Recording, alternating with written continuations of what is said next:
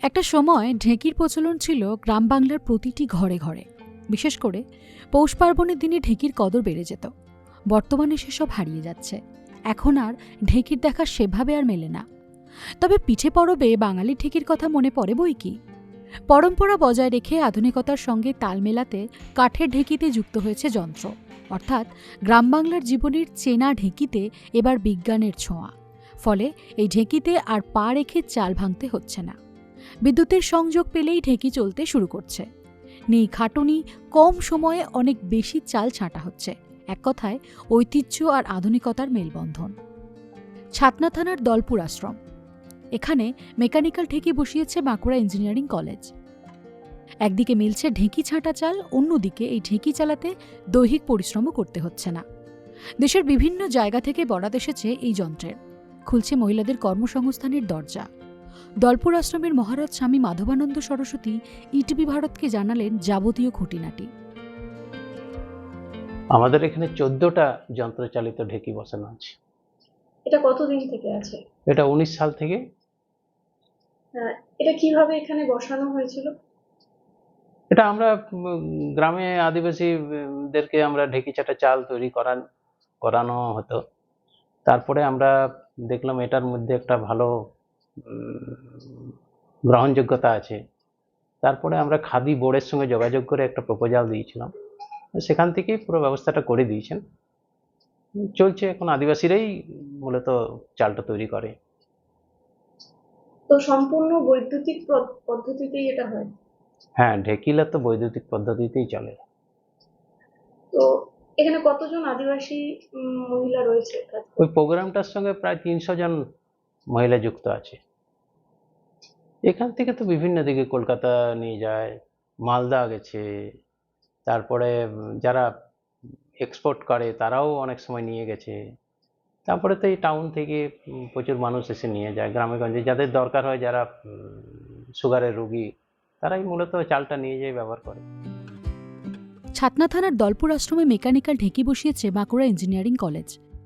West Bengal khadi and village industry board এই electric ঢেঁকি দিয়েছে। IIT খড়গপুরের আবিষ্কার এই ইলেকট্রিক ঢেঁকি। পরবর্তীতে বাঁকুড়া ইঞ্জিনিয়ারিং কলেজ এই ঢেঁকি নিজেরাই তৈরি করেছে। বাঁকুড়া জেলার মধ্যে শুধুমাত্র দলপুর আশ্রমেই এই এত পরিমাণে ইলেকট্রিক ঢেঁকি দেওয়া হয়েছে। ক্রেতা থেকে আশ্রমে নিযুক্ত স্বনির্ভর গোষ্ঠীর সদস্যরা কি বলছেন শুনে নিন। হ্যাঁ, আমি মাঝে মাঝে এখান থেকে নিয়ে যাই, কারণ হচ্ছে এর অনেক কিছু উপকারিতা আছে। যেমন হচ্ছে চালের যে লো জিআই, গ্লাইসেমিক ইন্ডেক্স, সেটা খুবই লো। এটা হচ্ছে ফাইবার কন্টেন্ট যেহেতু বেশি থাকে, তাহলে এর ক্ষেত্রে কি হয় যে ব্লাডে যেটা শর্করা, সেটা হয়তো ধীরে ধীরে মেশে। তো এর ফলে কি হয় যে ব্লাড প্রেশারটা সেটা নিয়ন্ত্রণ করে। সেই জন্য এখান থেকে আমি চাল এছাড়াও অনেক উপকারিতা আছে, যেমন হচ্ছে কনস্টিপেশনের জন্য এটা ভালো। তারপরে হচ্ছে ব্রেনের ক্ষমতা অনেক বেশি বাড়ায়। না, আমাদের বাঁকুড়া ডিস্ট্রিক্টে এখানেই পাওয়া যায়। তো এখান থেকে আমি প্রতি মাসে 30 কেজি করে নিয়ে যাই। এই ঢেঁকিতেই তৈরি হচ্ছে ঢেঁকি ছাটা চাল, যা পৌঁছে যাচ্ছে দেশে বিদেশের বিভিন্ন প্রান্তে। এই ঢেঁকি ছাটা চাল তৈরি করছেন এখানকার গ্রামীণ মহিলারা, যারা এর মধ্যে দিয়ে স্বনির্ভরতারও পথ খুঁজে পাচ্ছে। এটা কিভাবে চলে এই ঢেঁকিটা? এটা লাইন দিয়ে, ইলেকট্রিকে? হ্যাঁ ইলেকট্রিকে, মানে পা দিয়ে মানে করতে হয়। আর আর এখন তো ইলেকট্রিকে। এটাতে আপনাদের সুবিধা হয়েছে? হ্যাঁ, এটাতে আমাদের সুবিধা হয়েছে। এখানে কতজন মেয়ে কাজ করে এখন? এখন 12 জন আছে। আগে ঢেঁকি বানাতে খরচ হতো প্রায় 50 থেকে 75 হাজার টাকা। বর্তমানে ইলেকট্রিক ঢেঁকির চাহিদা এতটাই বেড়ে গিয়েছে, তাই বেসরকারি ইন্ডাস্ট্রির সঙ্গে টাই আপ করতে হয়েছে। বর্তমানে ডাবল ইঞ্জিন ইলেকট্রিক ঢেঁকির দাম বেড়েছে প্রায় 1,09,000 টাকা।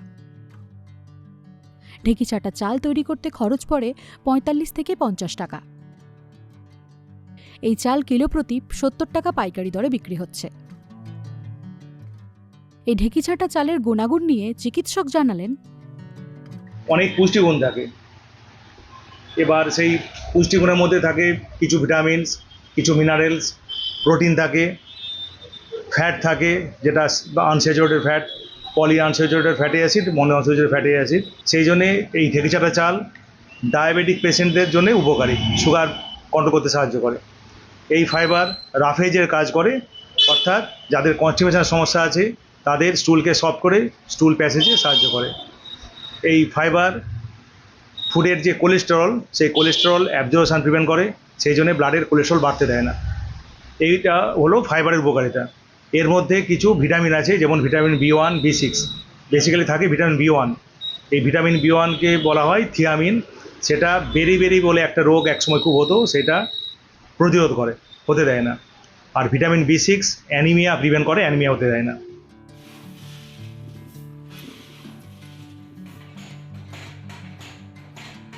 ঐতিহ্যকে আঁকড়ে প্রযুক্তির হাত ধরে এগিয়ে চলার এই উদ্যোগ রীতিমতো নজর কেড়েছে দেশে বিদেশে। প্রতিনিয়তই চাহিদা বাড়ছে এই ঢেঁকি ছাটা চালের। বাঁকুড়া থেকে শর্মিষ্ঠা ব্যানার্জির রিপোর্ট, ইটিভি ভারত।